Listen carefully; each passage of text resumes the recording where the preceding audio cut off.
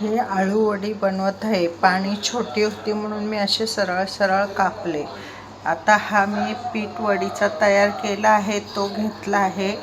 हे ओला खोबरा, कोथिंबीर, कढीपत्ता, आला लसूण, हे चिंचेचा कोळ, हा गूळ, हे गरम मसाला, हळद आणि मीठ, आणि मग मिक्स करायचे। असं सध्या पाणी घालायचं नाही, किती लागेल ते बघायचं, कारण वाटणात पाणी असतो ना, त्यामुळे पाणी नाही घालायचं। नंतर बघूया, पाणी घालूया।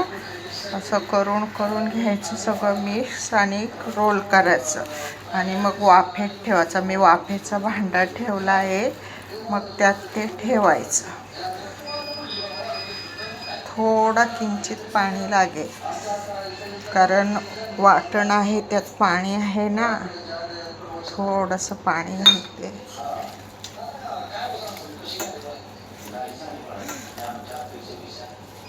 हे काळं अळूची पानं आहेत, काळी अळू असतात ना ती। आता सध्या तयार नाही आहे तेवढी मोठी मोठी, लहान होती म्हणून मी आता अशा पद्धतीने करते।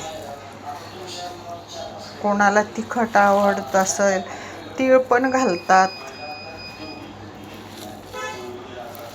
सफेद तीळ घालायचे, छान लागतात। तिखट असते, गोड आंबट असते। आता मी गोड आंबट केले।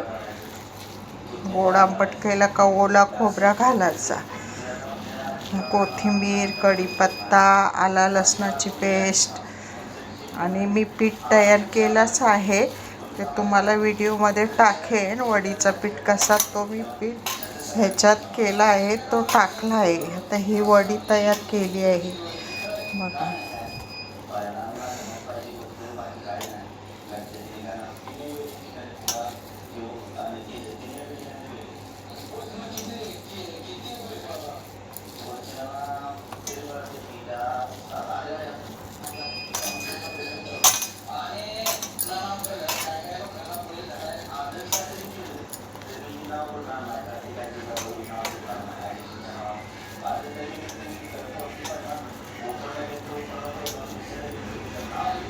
आणि मग वाफवलं ना, 15 मिनटं चांगलं वाफवून घ्यायचं। सुरी घालायची, पीठ लागत नसला तर वडी तयार झाली समजायचं, आणि मग काढायची आणि गोल गोल करून फ्राय करायची।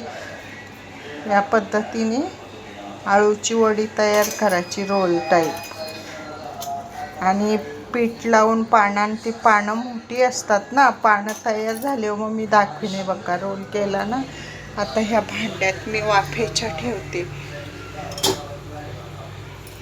या पद्धतीने करायचं आणि झाकण ठेवायचं, आणि 15 मिनटं झाली का वडी आपोआप शिजते, आणि मग ती तेल टाकून फ्राय करायची। झाली या पद्धतीची वडी।